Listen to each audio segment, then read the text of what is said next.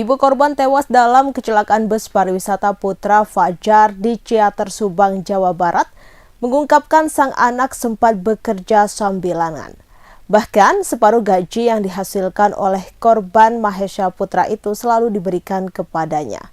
Air mata Rosdiana tak terbendung ketika mengingat anaknya yang meninggal dunia akibat kecelakaan bus di Ciater tersebut.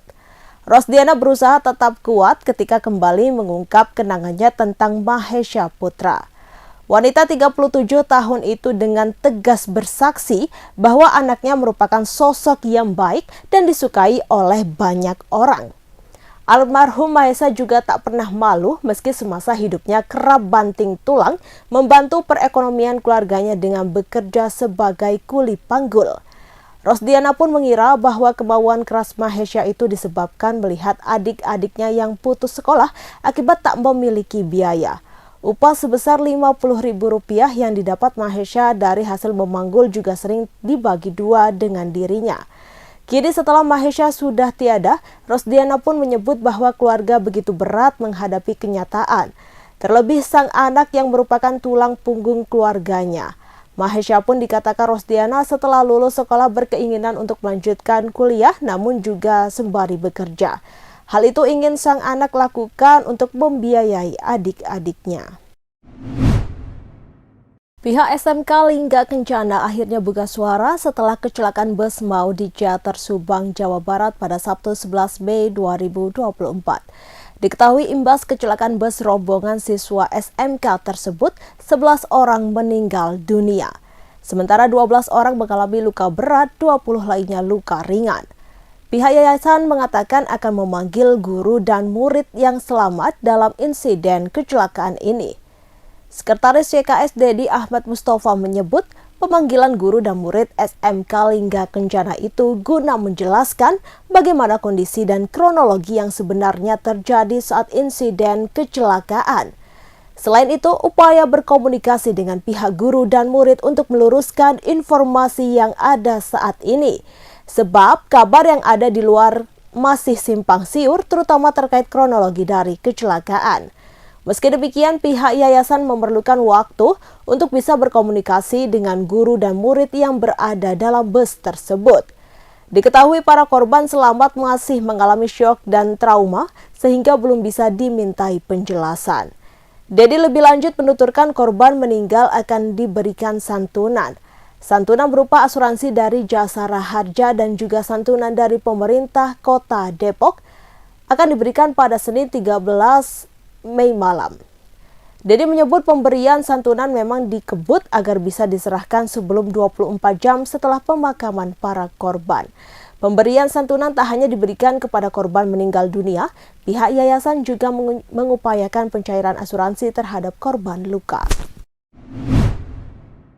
MT 22 tahun pemuda asal desa Manoan, Kecamatan Kokop, Kabupaten Bangkalan, Madura, dihajar warga akibat tertangkap basah saat hendak mencuri sepeda motor pada Jumat 10 Mei 2024 sekitar pukul 21.30 waktu Indonesia Barat. MT melakukan aksinya di pekarangan rumah seorang warga Dusun Glepa, Desa Dupok, Kecamatan Kokop. Dari penggeledahan tubuh MT, warga menemukan sebuah kunci T. Beberapa video saat warga melakukan interogasi hingga melayangkan pukulan ke tubuh MT beredar luas di media sosial. Menghindari amarah warga semakin tak terkendali, sejumlah tokoh masyarakat setempat malam itu menyerahkan MT ke Polsek Kokop. Dengan kedua tangan diborgol, MT dihadirkan ke Polres Bangkalan pada Senin 13 Mei 2024. Luka lebam akibat bogem mentah dari warga masih membekas di wajah dan mata MT. Kendati babak belur, pelaku MT masih menjawab dengan lancar dan panjang lebar pertanyaan-pertanyaan dari Kapolres Bangkalan AKBP Febri Ismanjaya. Namun segudang alasan yang dipaparkan MT tak cukup untuk menyelamatkan dirinya dari jeratan pasal 363 KUHP tentang pencurian pemberatan dengan ancaman hukuman pidana selama 6 tahun penjara. Selain menyita kunci T dan beberapa lembar STNK, polisi juga mengamankan 2 unit sepeda motor Honda PCX bernopol DA3908PF dan Honda Beat berwarna hitam bernopol M3788HI milik korban. Motor PCX warna putih itu diakui milik MT yang dikendarai bersama DPO SY di lokasi kejadian. Kapolres Bangkalan AKBP Febri Ismanjaya menjelaskan penangkapan MT oleh warga berawal ketika korban mendengar teriakan maling karena MT dan SY berada di dekat Honda Beat yang terparkir di halaman rumah warga. Merasa ketakutan, MT dan SY melarikan diri. Tanpa dikomandoi, warga langsung melakukan pengejaran usai mendengar suara teriakan maling dari korban. Pelaku MT tak berkutik setelah disergap warga, sementara SY kabur meninggalkan MT beserta sejumlah barang bukti. Sempat di masa kayaknya?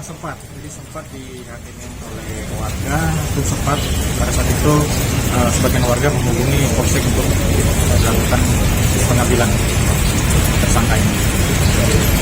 Awalnya muncul ya? Awalnya katanya dari pengakuan salah satu tersangka ini mau ambil ayam, tapi kan ditemukan di badannya tersangka ini ada kunci T yang mempunyai persiapan untuk melakukan aksinya. Dan tersangka ini penjual pentol lagi? Informasi dari yang bersangkutan memang dia berjualan pentol itu. Berapa tersangkanya berapa? Tersangka ini 2 orang. Yang baru diamankan, yang satu pada saat kejadian karena ketahuan warga langsung melarikan diri ya. Inisial S ini.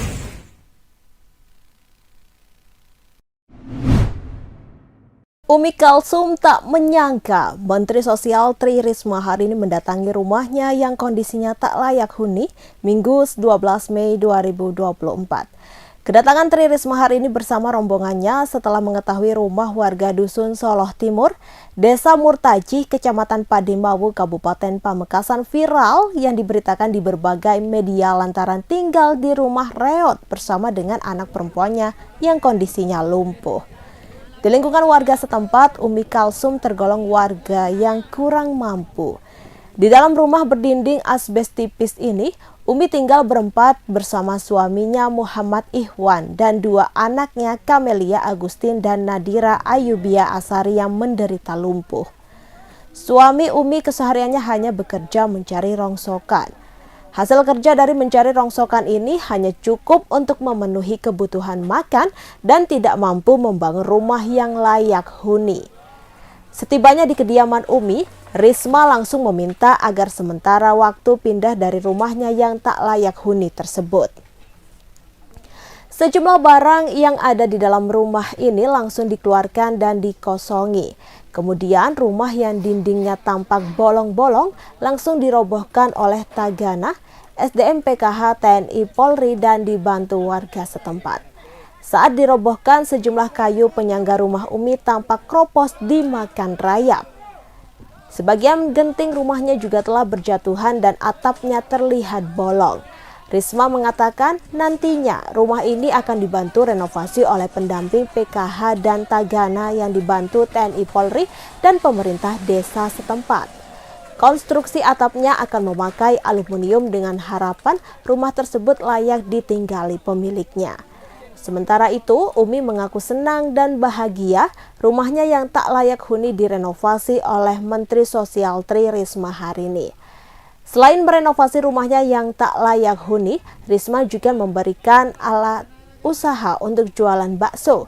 Selain itu, anaknya juga diberi perlengkapan sekolah.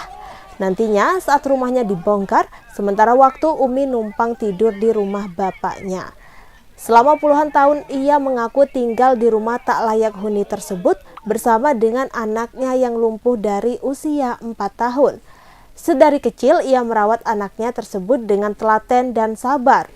Umi berharap anaknya yang lumpuh bisa sembuh dan berjalan seperti anak-anak yang lain.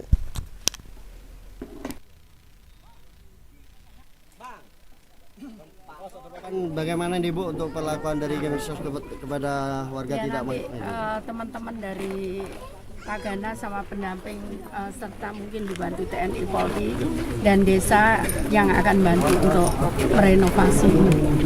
Ya. gitu ya. Alas-alas ya. Terus ya teman-teman ya. Harganya di mana? Sabtu Minggu, perkebunan jeruk keprok Pulung di Desa Singgahan, Kecamatan Pulung, Kabupaten Ponorogo selalu ramai. Bagaimana tidak, perkebunan jeruk tersebut bisa menjadi salah satu destinasi wisata. Bagi mereka yang ingin tetap di bumi reok namun bosan dengan wisata yang itu-itu aja, di perkebunan warga bisa sekaligus belajar. Apalagi jeruk keprok Pulung merupakan jenis jeruk yang sempat punah tahun 1995 karena serangan hama. Petani jeruk di desa setempat kemudian bangkit. Warga juga bisa menikmati keindahan alam sembari merasakan segarnya buah jeruk yang khas. Jeruk keprok Pulung merupakan varietas yang hanya tumbuh di Kecamatan Pulung. Rasanya pun ada 3 dalam 1 buah, yaitu segar, kecut, serta manis. Salah satu pemilik jeruk keprok Pulung bernama Salasa 65 tahun dan Supinus 59 tahun. Keduanya mencoba mengembangkan kembali jeruk pulung di lahan miliknya seluas 40 x 20 meter. Setidaknya sudah ada 200 pohon jeruk keprok Pulung yang kembali tertanam dan berikut berita selengkapnya.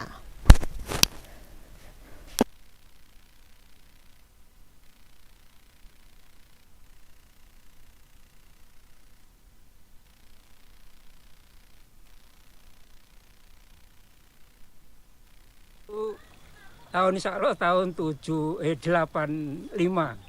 sampai 95 insya Allah itu jaya Pulung, paling jaya kalau jeruk Pulung itu. Lantas dengan berjalan waktu kena virus, Mas. Virus itu semua mati semua itu. Terus sampai ditunggu katanya Sanghi Pertanian, ditunggu kurang lebih harus 5 atau 10 tahun. Nah ini insya Allah kurang lebih sampai 10 tahun, nah saya menanam lagi. Dicoba lagi. Ini ternyata insya Allah ini sampai ingatan niku keadaan. Ini sudah berhasil ya Pak ya kategorinya nggih. Insya Allah. Ini bedanya jeruk pulung sama jeruk pada umumnya apa Pak? Kelebihannya apa Pak? Nah, kelebihannya aja itu Mas, seger Mas. Seger, manis, kecut nih. 3 rasa. 3 rasa itu tadi. Kalau jeruk umumnya berapa rasa? Kalau siemnya hanya manis. Yang manis, kecutnya nggak ada siem. Manis.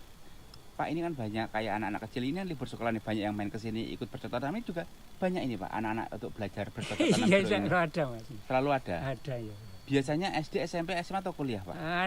SMP. SMP? Iya, kuliah ya ada. Kuliah ada.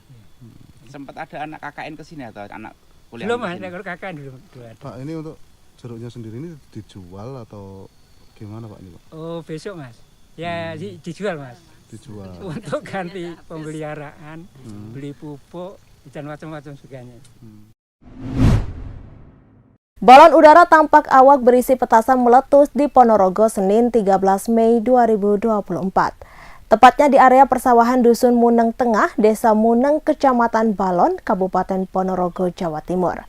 Dilaporkan 4 remaja luka-luka, 1 diantaranya harus dilarikan ke Rumah Sakit Umum Daerah Dr. Harjono Ponorogo dan mendapatkan perawatan intensif. Kejadian ini terekam video amatir berdurasi 32 detik. Dalam video itu ada 11 remaja. Mereka terlihat ingin menerbangkan balon udara tanpa awak membawa petasan. Tak lama demikian, di video detik ke-10, balon udara tanpa awak membawa petasan itu meledak. Terdengar suara ledakan sangat dahsyat. Lalu ada api menyala dan beberapa remaja yang ada di lokasi berlarian menghindari ledakan balon udara tanpa awak membawa petasan. Di lokasi kejadian terlihat banyak percikan kertas ada di sawah-sawah. Kapolsek Balong AKP Agus Wibowo membenarkan bahwa ada balon udara tanpa awak membawa petasan meledak di Desa Muneng. Agus menjelaskan bahwa beberapa remaja terluka dan sebagian memilih untuk pulang, yang dibawa ke klinik kesehatan dan IGD RSUD Dr. Harjono ada 1 orang. Sementara itu, pihak Polsek Balong terus melakukan pengusutan kasus balon udara tanpa awak berisi petasan meletus di area persawahan Dusun Muneng Tengah, Desa Muneng, Kecamatan Balong, Kabupaten Ponorogo. Mereka juga telah melakukan olah TKP di lokasi balon udara tanpa awak ini. juga menanyai beberapa saksi yang diyakini mengetahui balon udara tanpa awak berisi petasan meletus. Namun polisi mengaku kesulitan menemui 3 korban balon udara tanpa awak ini, sedangkan 1 korban yang dirawat di rumah sakit. Dia menjelaskan mengaku kemungkinan warga memang takut. Saat ini polisi melakukan penyelidikan dan pendekatan dengan masyarakat.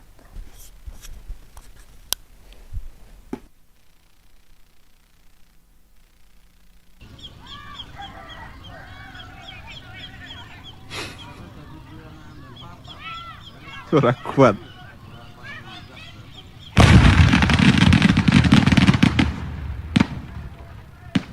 Langsung ngene. Piye kae?